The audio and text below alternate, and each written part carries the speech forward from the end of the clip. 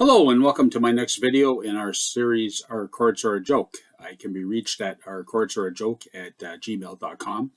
I do caution you, this is not professional legal advice, just the ramblings of a man who has been screwed over in the family court system of Ontario.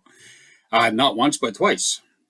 And so anyway, in this video, I'm going to speak about the election, which is coming up here in Toronto on June 26, 2023 for a new mayor.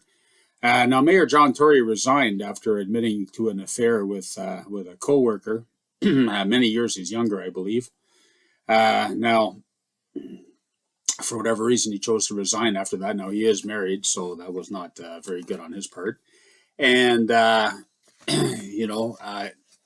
she did work in his office. So, I don't know what ramifications there are from that. She did leave and went to another position somewhere else outside of the city of Toronto, or at least the employer city of Toronto.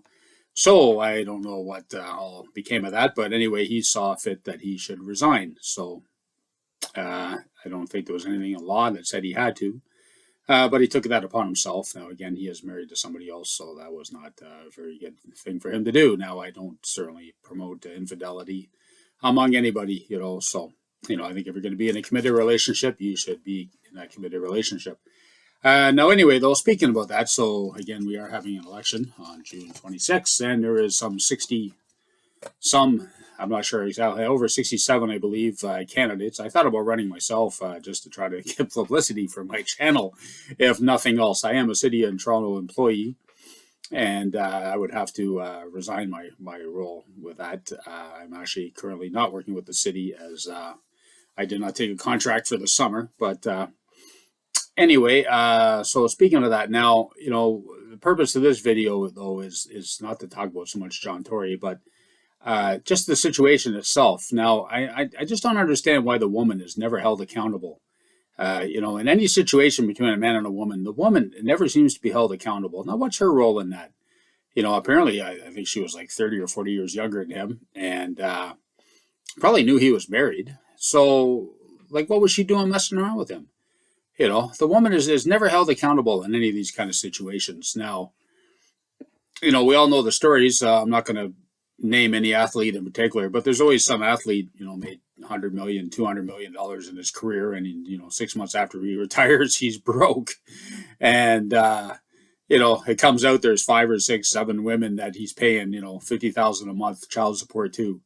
Which is just insane, but the judge looks at how much he makes, not how much it really needs to, support a child, right? So, but, I always say, we always look at that athlete and say, oh, what an idiot, right? We never look at those women. Why was women number 2, number 3, number 4, number 5, whatever? Why were they messing with that guy? The women are never held accountable in any, situation like that. Now, we're supposed to be equal. So why is it the man gets blamed and that's it? Never blame the woman. Now, are women that easy?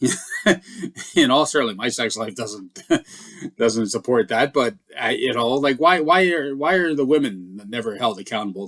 That can they not say no? Can they not It's always the man. We always look at the man. It's always the man's fault, right? Anyway, that's my take on this video today. So I suggest get out and vote. There are 60 some candidates, and unfortunately, the media only focuses on the few that the media just has a couple of minutes of time to fill, right? So they don't really get into the whole gist of how many candidates there are, and I'm sure there's some fringe ones, fringe as they say, and I'm sure there's a lot of really good ones that just don't have much name recognition, and But I suggest get out and vote, right? It's only for one person. This is the most focused election we've had in the city. And for whoever it is you support, just get out and vote, exercise your right. It's actually really sad in this country, how small the percentage is of people that vote.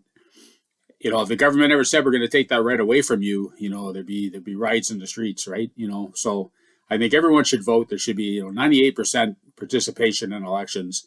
And maybe we'll get some better government in this country if we all just put in that effort and focus. And it's really sad down in south of the border, how much problems they have with their elections and how they actually try to make it so that it's harder for people to vote, because they think, well, if it's harder, the people that won't support us won't be able to make it, right? And That's really unfortunate, you know. So we are truly blessed here in this country that we are free.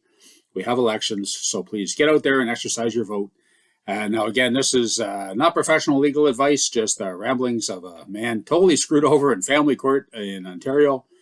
And men out there, you know what? We have to join together. We have to start making change because you know we need a new deal. You know the marriage deal is not working. The common law is not working. You know the whole thing with children is not working. We need a new deal, and we really need to get our act together and join forces and make some change. Right? We really got to make some change in this country. So. But anyway, I can be reached. You can put a message on this video, or you can reach me at ourcourtsareajoke@gmail.com. Thank you. Have a good day, and get out and vote. Thank you.